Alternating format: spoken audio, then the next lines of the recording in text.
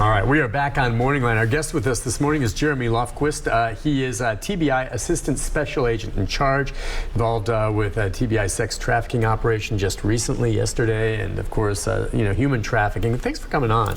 Thank you. He's actually out there with these busts as they go down. I was asking him about, these guys when they get nailed, as it is. They're always kind of hemming and hawing. It's my first time. Oh, I knew it was a scam. You're like, well, you're here. Yep. Still show up and still get arrested. Yeah, that's the way it should be. I wanted to ask you, a lot of people have been paying an awful lot of close attention to some of these children that have disappeared. We had the Joe Clyde Daniels case most recently. His body's never been found, but his father was convicted at trial last month. The big case right now that a lot of people are following is the case of Summer Wells. And I know you're not specifically involved in that investigation, but there's been no trace of her found. She's 5 years old, just a beautiful little girl, and is vanished. And I'm wondering, in cases like that, when they're saying all options are a possibility, is it possible, among other things, that a child that age could have been somehow snatched or be involved with some kind of human sex trafficking? I think in any case like that, especially where they've had 800-900 different leads, and you've got to look at every possible angle. So one of those angles would be a trafficking angle to look at and investigate to the fullest. But every possibility there is out there is going to be looked at, especially on a case like that. And again, I know you're not involved specifically with that, but in general, in cases when they're looking at things like this, when you say investigative, and I know there's things the TBI can't share specifics, but how do you go about searching something like that out when okay, this child's vanished? One of the options we've got to look into is this, along with a bunch of other stuff. What kind of things do you look at?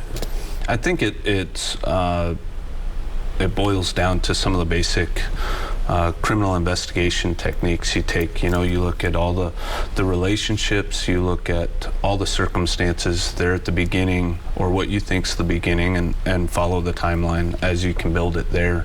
And you just look at all those different possible branches off that timeline and try to investigate those out to the end.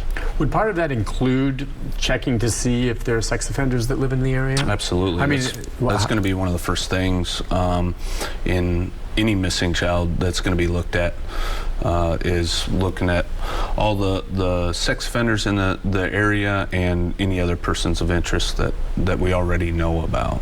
Yeah, and it's standard, meaning that there's no indication necessarily that that's the case, but that's just part of an investigation when there are no leads.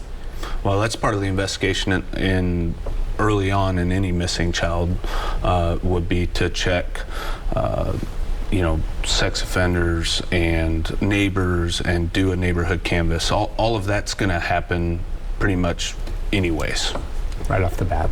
We've got a phone call from Joe. How about that? Let's see what Joe's got to say. Joe, good morning to you. You have a question for our guest? Just a couple of comments. Sure. Social media is a great thing when used as it should be used, but most of this stuff is done over social media, and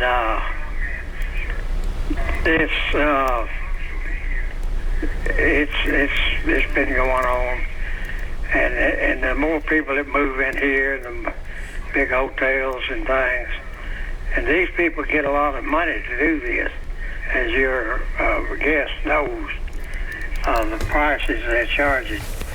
And usually the person that will bring them and drop them off, and they'll wait on them in a parking lot somewhere and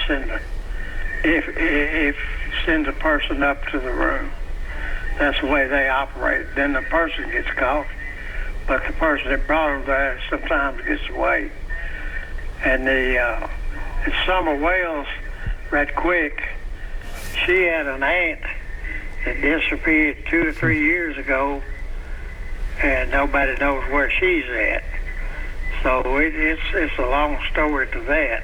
Oh, yeah. And the other thing right quick is these contractors are hiring these illegal aliens, sometimes 16, 17 years old, to work for them, not been paying them under the table. And we got a case right now where one fell off of a building and it killed him. And they got a suit against I'm assuming the city and the contractor for this. Yeah. So it's a whole bunch of different things going on.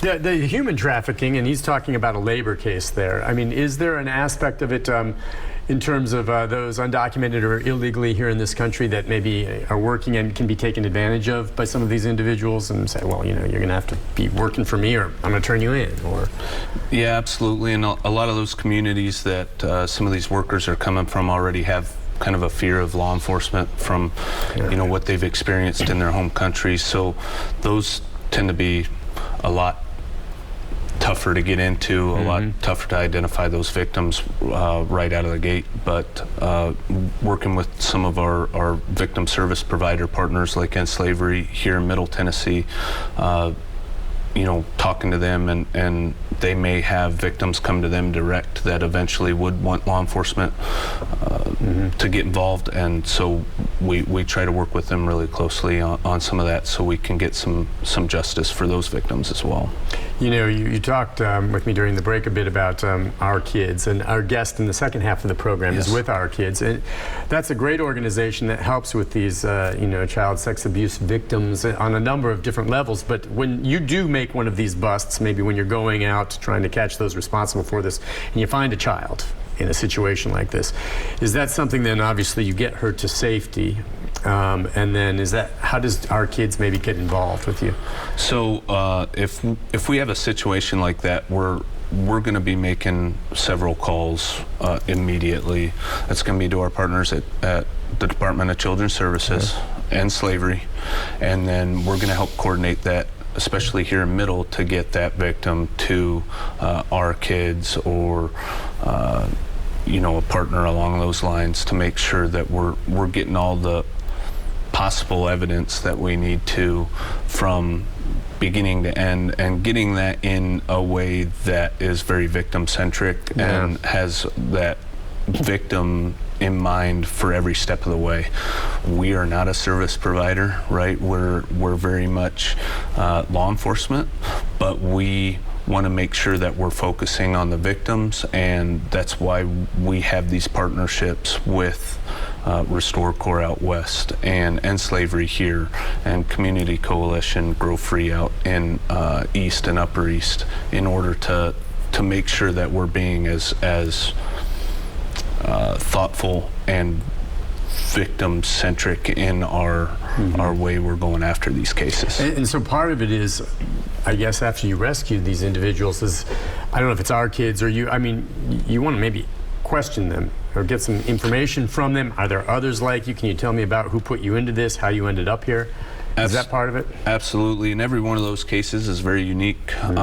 Some victims may want to talk to us right away. Some have some real health needs and other things that need to be met. Maybe there's some drugs involved.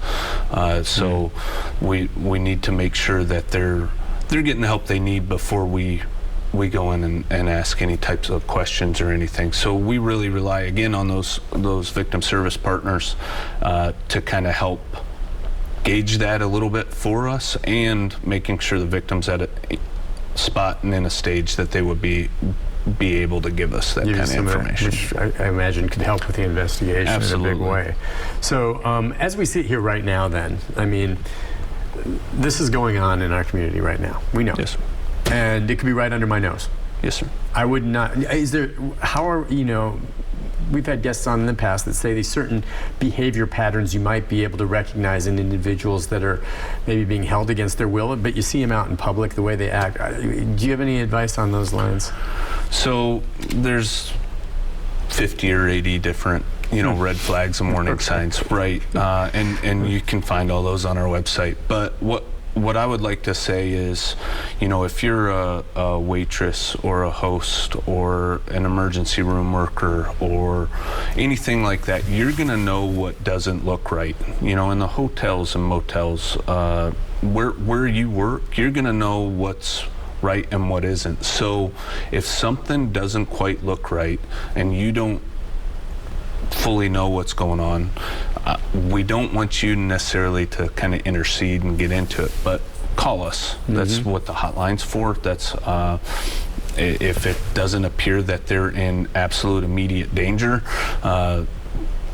or you don't know where they went, you only caught a glimpse, that type of thing, get as much information as you can. Call the hotline and let us investigate it.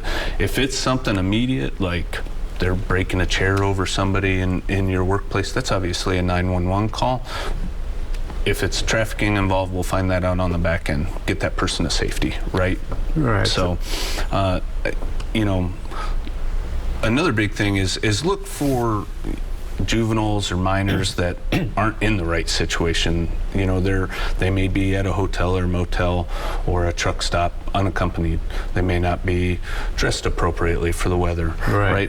There's a whole gamut of these. Like you said, things that just don't look right under the Absolutely. circumstances. If it makes the hair stand up on the back of your neck, give us a call. Yeah, you're probably sensing something. The problem is, I mean, it may be right there, and if you're not thinking that way, you just doesn't register. I could see that happening with me, and if I really stop and look at it, maybe it would hit me later. But just if you notice it, call. That's the way I like it. You know, especially if it's a child involved, take a chance. Maybe you're wrong. Maybe it creates a headache where they have to answer a few questions when they're.